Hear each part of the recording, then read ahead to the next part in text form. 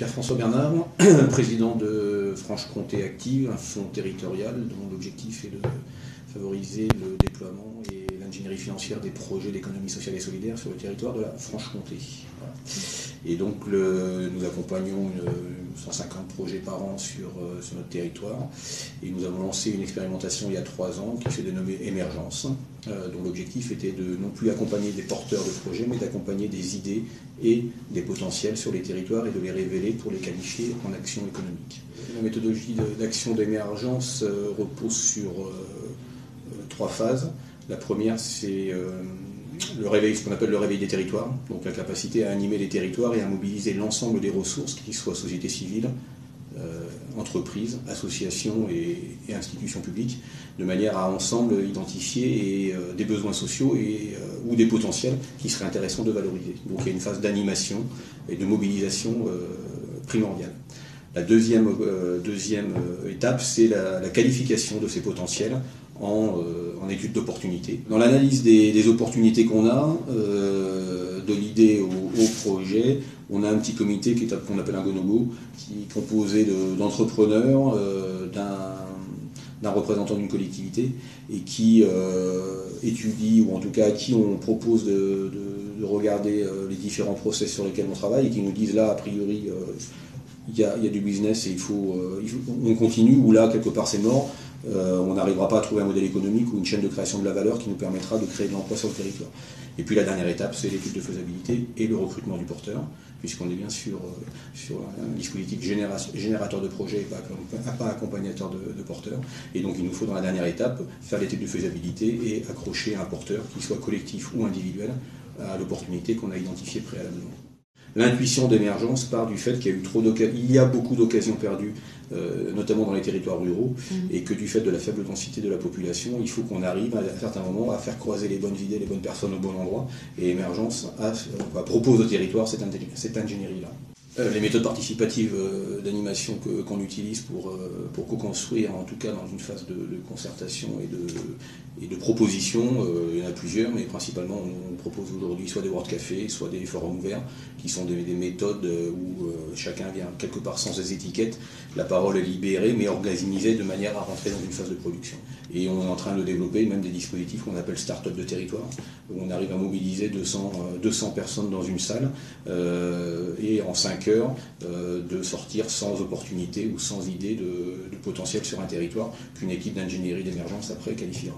Cette ingénierie d'accompagnement, elle est aujourd'hui financée par des collectivités publiques, donc de la région. On a eu aussi un appui de la Fondation Massif, de la Directe, et globalement notre modèle économique il va reposer aujourd'hui sur un triptyque qui est de dire toute la phase de captage et de brassage des idées sur les territoires, elle répond plutôt à l'intérêt général, et donc il faut que ce soit des financements faits tiers de collectivités. Par contre, une fois qu'on rentre dans l'analyse du modèle économique, il faut que ce soit les futurs bénéficiaires qui le financent. L'enjeu de la collecte des bouteilles de verre dans le Jura, c'est de se dire qu'aujourd'hui, il y a 10 millions de bouteilles du Jura qui sont produites, puisque le Jura est un département viticole. Il fallait sans doute repartir dans un cadre d'économie circulaire et se dire ces bouteilles de verre, on pouvait peut-être les récupérer et non pas les recycler, mais les réutiliser dans une consigne en mobilisant un certain nombre d'acteurs sur le territoire. Un certain nombre d'opérateurs sont intéressés par ce dispositif, ou en tout cas cette initiative. Déjà les viticulteurs, puisqu'ils achètent tous les ans des bouteilles à 24 centimes. Donc l'idée c'était de dire on est capable de vous fournir des bouteilles moins chères. Les grandes surfaces, puisqu'elles vendent les bouteilles et quelque part elles peuvent devenir des points de collecte auprès des consommateurs. L'interprofession du vin, qui veut communiquer dessus, parce que c'est pour eux un argument de développement durable et c'est une façon de se démarquer par rapport à d'autres vignobles.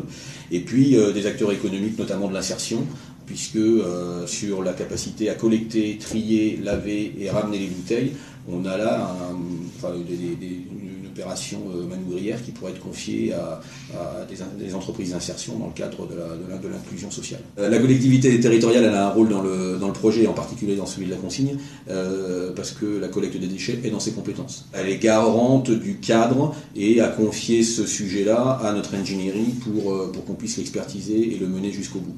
Donc elle a un rôle de garant, de caution, de veilleur, mais n'a pas d'action aujourd'hui économique en tant que telle. Ne sera pas un acteur économique en tout cas de la co-construction, mais ça marche le fait de faire réunir les gens ensemble, mais ça nécessite des phases bilatérales où globalement on va voir chacun d'entre eux et on essaie de comprendre quelle est leur limite.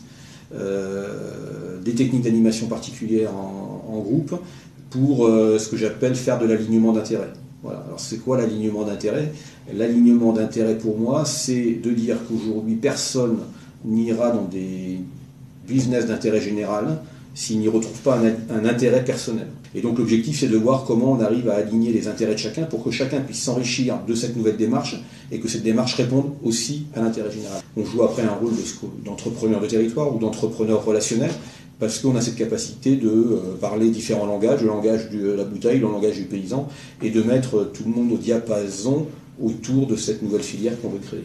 Le cadre juridique de la consigne de verre, il va être, on ne va pas créer une structure par rapport à ça, puisque ça va être le développement d'activités d'entrepreneurs qui existent déjà sur le territoire et à qui on va confier une nouvelle activité. C'est un modèle économique qui est créateur de valeur et d'impact, impact en création d'emplois, impact sur écologique ou en tout cas en termes environnemental par rapport au bilan carbone qui est fait sur ce cycle-là, puisque les chiffres montrent qu'on est largement bénéficiaire.